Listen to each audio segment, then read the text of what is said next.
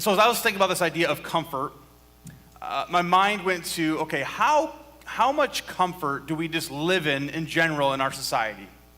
So let me give us a couple of examples. So I went and found an article, and the premise of the article was this, that everyday life that they didn't realize were in fact luxuries, all right? Things that we automatically have that we didn't realize that were luxuries or just comforts for us living in our culture, our time and place. Number one, it was the ability to buy anything you can think of and have it arrived in less than a week. Less than a week? I ordered a shirt yesterday, and if it's not here today, I'm going to be upset. But it said it was on Amazon, delivery today. Think about that. How long does it take? Number two, according to the rest of the world, the fact that we can control the temperature of our homes to whatever temperature we want, 24 hours a day, 7 days a week, 365 days of a year, is in fact a comfort luxury lifestyle. Right? And we do that often. Oh, it's freezing in here. Oh, it's so hot in here. Another comfort, according to this article, was that we bathe or shower in basically drinking water. Right? If you're thirsty in the shower, you could drink the water that you're bathing in. Other places can't say that. It's a comfort we have. Or the fact of being able just to take a shower probably whenever you want.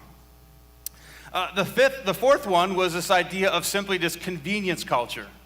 You can lay on the couch, get on your phone, order some food, be brought to your doorstep, or if you're really feeling that you trust the delivery guy, have him walk it in another step into your house, and they'll set it down there. How many of you done that in the last month? I know you don't want to admit it. It's all right. Here's one that I didn't consider. And the idea of the lap of luxury is the idea if you have a backyard or a piece of greenery that you can step onto yourself, even if it's a small patch, attached to your residence, that no one has access to but you. That's a luxury in life. One of the questions we have to ask ourselves this morning is, how can the comforts of this life get in the way of the Christian life? How can the comforts we have get in the way of the Christian life? Now, the premise of this is not to sell everything you have, get a cardboard box to live in. That's not the premise of this. The premise of this is to help us challenge our lives right where we're at and to see if this is something that we wrestle with and what maybe shifts or changes we may need to make in our life for a certain purpose. We're going to pick up where we left off last week in Jonah chapter 4, verse 5. In the end of Jonah chapter 3, we see that Jonah shares this message to Nineveh, the great city that he was supposed to go to. And in this message, the people repent of their sins. It says they turned from all their violence. And 120,000 people, historians say, according to the Bible, it was the greatest revival to ever take place in the Bible. And again, we kind of threw it around the room last week. What would you do? If you went in, you had that mission, and you were successful. We talked about we'd have a party, we'd celebrate, right? We'd be so excited that the thing that God gave us to do succeeded. But we left off with, then Jonah went out of the east side of the city and made a shelter to sit under it as he waited to see what would happen to this city. We looked at last week how Jonah still wanted this city to suffer. He wanted God to show up and destroy this city, even after his mission was successful, even after these people turned from their ways. And the crazy thing is that the only one who could teach the Ninevites about God bails. So it's kind of like he's on the run again. Right? Doesn't just like use those words, but it's kind of like back to Jonah chapter 1, where he flees from God's mission, and now he's bailing again. And so we left off with Jonah waiting to see what would happen to the city. And in verse 6 we pick up, and the Lord God arranged for a leafy plant to grow there, and soon spread its broad leaves over Jonah's head, shading him from the sun. This eased his discomfort. Again, we've talked about this in this series, the key words that come up. It eased his discomfort, it says. And Jonah was very grateful for the plant. Very grateful for the plant.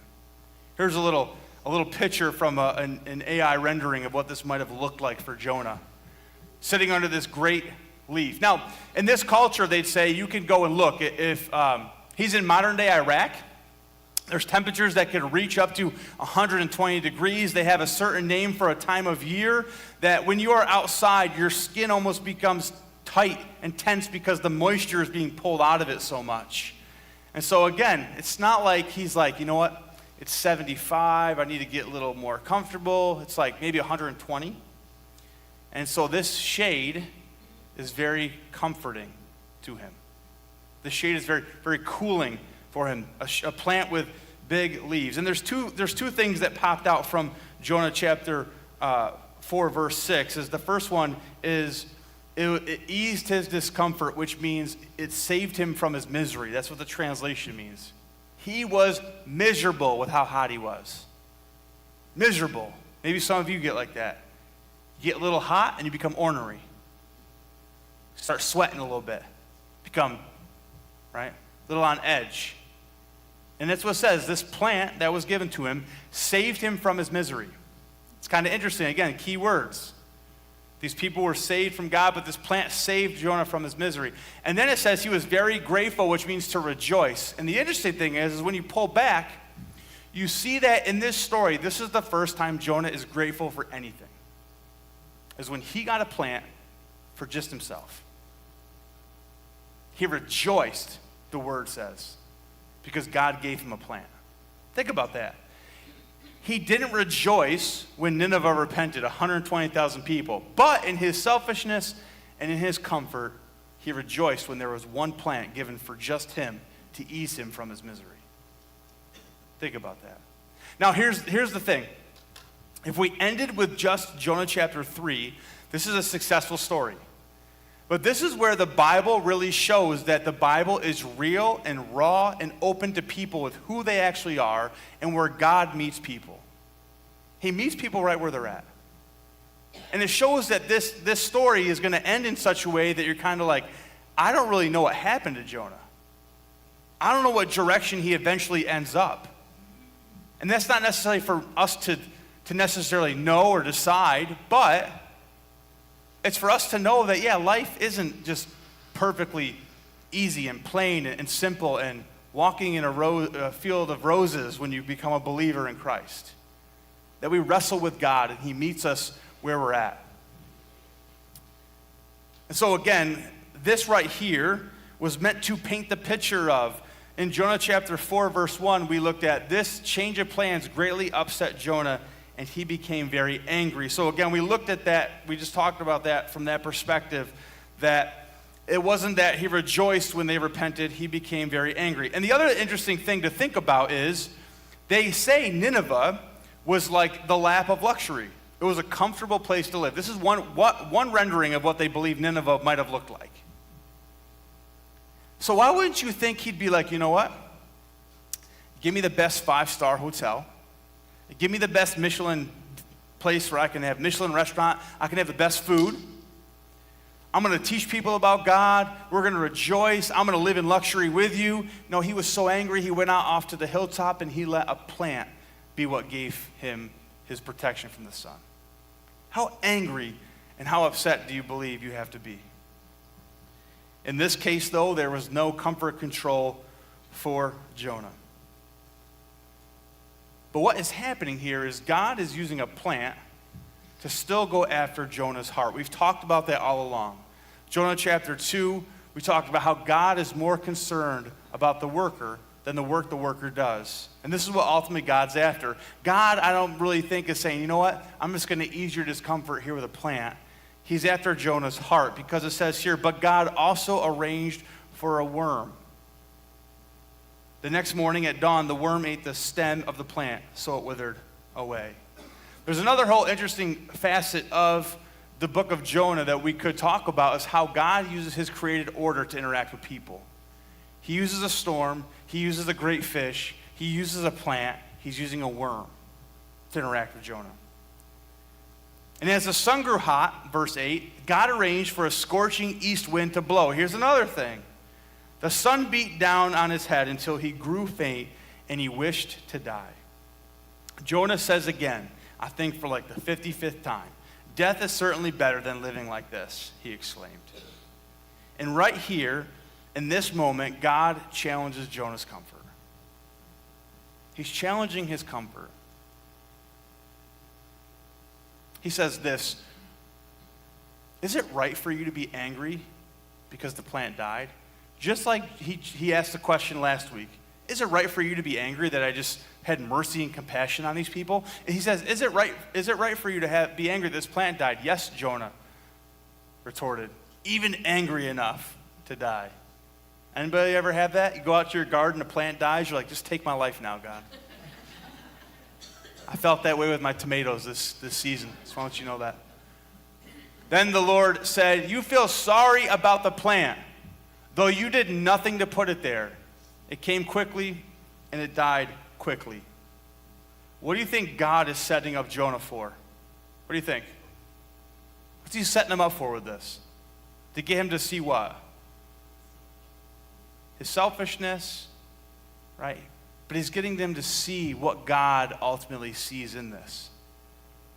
As he says, but Nineveh has more than 120,000 people living in spiritual darkness, not to mention all the animals. Shouldn't I feel sorry for such a great city? God is trying to use all these things to get Jonah's heart where God's heart is. He's trying to use all these circumstances. And maybe it's something that's going on in your life. You're like, I had this and now it's taken away. And maybe God is trying to say, you know what? Your heart needs to be where my heart is. You need to be in alignment with where I am in life. Where I am going, that's where I'm calling you. He says, but Nineveh has more than 120,000 people living in spiritual darkness. And he asks the question again, shouldn't I feel sorry for such a great city? One of the things that he's trying to do here with a question is he's trying to get us to feel that we should be uncomfortable over lost people in our city. It should make us feel a little squeamish that there's lost people in our city, but yet we are more upset when our tomato plant dies than when someone who doesn't know to Jesus goes and spends eternity apart from him. That's what he's trying to get at. That we get all up in arms when my air conditioning is just not working and I'm so angry, but yet there's someone right next door who lives to you who doesn't know Jesus. And that's not making you that upset. That's what he's getting at. So God continues to ask Jonah questions to have Jonah himself see into his own heart. Let's look at it one other way to hopefully help us in this. According to demographics, this is a roundabout number. What if God was saying this to us? Rome Alliance Church, people who consider themselves a part of this body, I get it. Maybe you're out of town, maybe you're visiting. You can insert your own place into this. But according to like the city demographics, this is like God saying, hey, yeah, I know this thing with like, you know, your comfort this week you got so angry about. But God's like, but Rome has more than 30,000 people living in spiritual darkness. But yet you got so mad when the wheel fell off your garbage can that you called the DPW and told them what you thought about them. And God's like, but don't you realize that you got more mad about that than your neighbor and your coworker who doesn't know Christ? And then God would say, shouldn't I feel sorry for such a great city? The actual translation of this word, because if you go and look through this, depending on the Bible you read and the translation you have, some words say the word pity. Some words kind of spread this out and say, well, Nineveh didn't know their right hand from their left, kind of showing how dark it was, the darkness they lived in. And so I tried to ask, okay, what is this really getting at? What is he really getting at here? And the word that other translations have used in a couple different ways really boils down to one word. And it should read more like this. Shouldn't I have compassion for such a great city? The last part of the word compassion is what word? It's not like something you get wrong, like you could. Passion, right? Should I be that passionate about the city I live in? Should I be that passionate to be like, this is what I'm focused on. This is what my heart is calling me to. Shouldn't I have that much passion?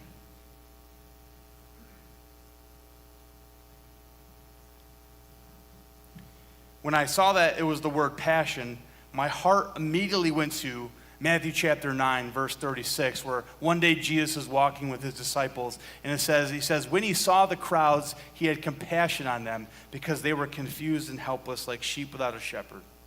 He said to his disciples, the harvest is great, but the workers are few. What this means for us is, we could all hear this message today, but the reality of it, only some of you in here in this room are going to pick that up and say, I'm going to go with that. Some of you are going to forget all about it by the time you leave here today. Some of you are going to get back in the car and feel a little cold and put up your air to a little higher temperature and think about what you had this afternoon. That's not to shame us, but it's to show the reality that even Jesus knows that the harvest is great, but the workers are few. We always say, man, it's so hard to share the gospel. It is. But Jesus is saying the harvest is great, but the workers are few. That's the issue. Not that the people don't need to hear the gospel. But again, it's our comfort. It's like, well, I told them one time. Well, it takes maybe a little more than that, like 25 times.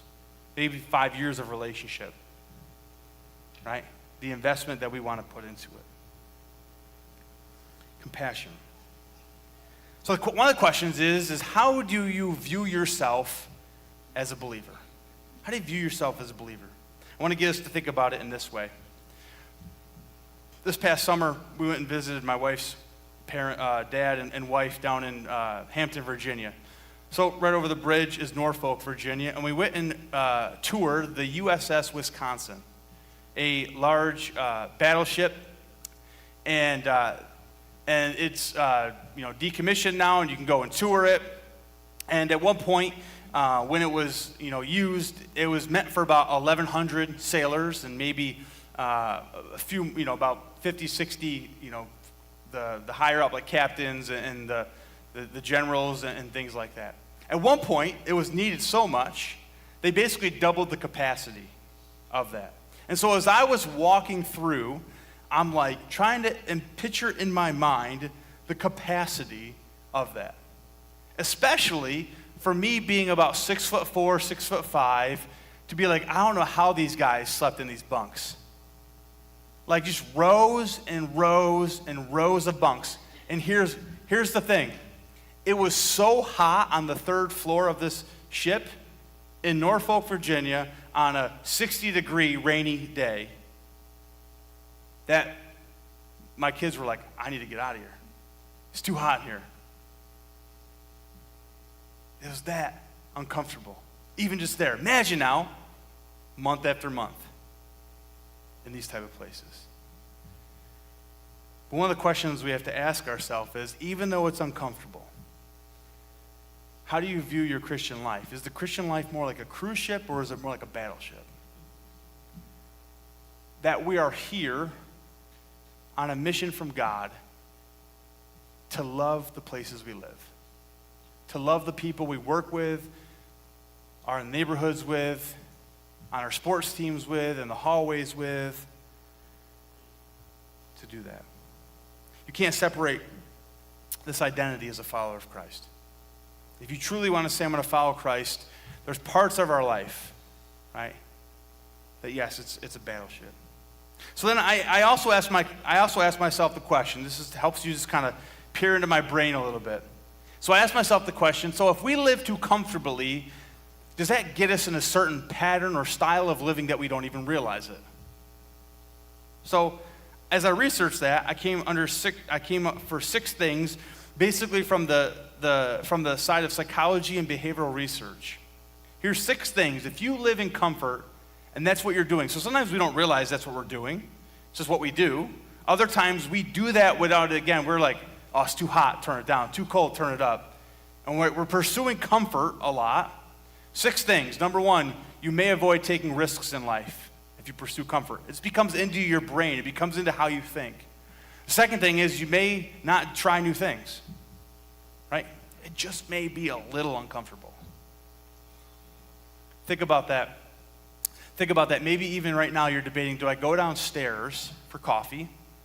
Might be a little too uncomfortable. So you might not try it. Thirdly, it says you get tunnel vision, which means you just get focused in life. And maybe you feel that way. You feel like every day's the same, day after day. You're just doing through your routines and different pieces like that. And it may be because comfort has something to say about that. The fourth thing is you may lack motivation in your life because you're so focused on comfort. Fifthly, you may lack creativity in your life. And lastly, it says when you are focused on your comfort, you may not hunger for more in your life because you're good. Again, the premise of this is not to say ditch your air conditioning, start bathing in dirty shower water. That's not the premise of this. It's to say, help me to reflect on this. What changes may I need to make? Or where do I just have to be mindful of this in my life to move forward? But I ask the question, how does this impact our gospel witness in life? How do you think it could? Throw something out there for me. How could comfort get in the way of our gospel witness? Throw something out. Inconvenience, right? If we're after comfort, we don't want to be inconvenienced. And it could be that, especially as we talked about this series, calling. What if God calls you to do something right there in the moment? It's inconvenience, right? Yeah. The unknown, right? The unknown. Now imagine you lived every day with the unknown. Unknown of where your food's coming from. Unknown of who might enter or not enter your village. When you live in the unknown, you may be more open to doing things that are in the unknown. But if you can control it all, like we do with our dials and our remotes, I can't control that situation when I go talk to somebody else as much. Any other thoughts that come to your mind? You might not be listening, yeah. Or you're listening to the voice of comfort in your life. So we can consider those ways and what they might be. But ultimately, when we boil down this series, it's ultimately about God's heart and our calling. It's God's heart and our calling. That God is not going to call you to something that's not already his heart for people. And God's going to call you to something that involves other people. I guarantee it. We talked about our primary callings. Love God, love your neighbor as yourself. He's not going to call you to something that doesn't involve other people. Because that's his heart. His heart is other people. And I know more so too, he's going to call us to something that reaches other people and includes other people. Sometimes we have to kind of wade through what that looks like or what that might mean. And what is the case is when I say it's God's heart and our calling, that might mean that our calling comes over comfort. It probably will. I can guarantee it. When I was in Germany in 2017, we were on a train that looked exactly like this on our way to Wittenberg from Berlin, and we were talking to an international worker or missionary at the time. And we were just talking to him about his life and where he had spent his time. And he lived a long time, and he did ministry in the Middle East. And so we started to ask the questions of, I don't think we used the word, how was your life uncomfortable? We may have used the word, how did you risk something in life? And there's two examples that stuck out. The one thing said one time there was government forces when he lived in Iraq that came looking for him, and he had to hide in a crawl space. To hide from them. Okay? It's fearful, right? Can't put myself in those shoes, but I can imagine. And then he said one more story that, again, you might say me, but he shared another story as his kids would go to school, that oftentimes they'd have to go into bomb shelters to get away from whatever was going on. Shelling, bombs going off. He says it was worth it. It was a risk, but it was worth it. Think about that. We might not even be willing to step out a little bit in our own city because of our comfort zone. It takes one little step at a time. And ultimately, that's what we're called to do.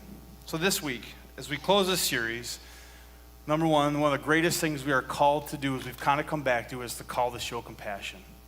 Which means you have to be passionate about the people that live around you. loving them, building relationships with them.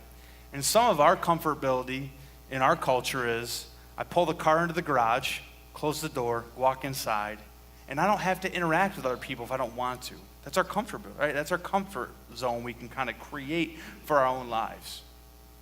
Are we willing to get out there and do that? And lastly, as we close this series, we know that the heart of God is a calling to other people. For Jonah, it was Nineveh. As we talked about, sometimes it might be the person sitting right across from the dinner table from us. So as we close, we have to wrestle with, where is God calling you in life? It's something that you don't ever get to. It's not a destination that you get to. Oh, well, I've arrived there. It's when he calls you someplace, it's then the next calling, and the next thing he's going to bring you to, and the next thing he's going to ask you to do, until you go and live in eternity with him. But what do you think? If God would just say, you know what? Rome has more than 30,000 people living in spiritual darkness. Shouldn't I feel sorry for such a great city? And the question is, what are you going to do about it? Where's God calling you to go?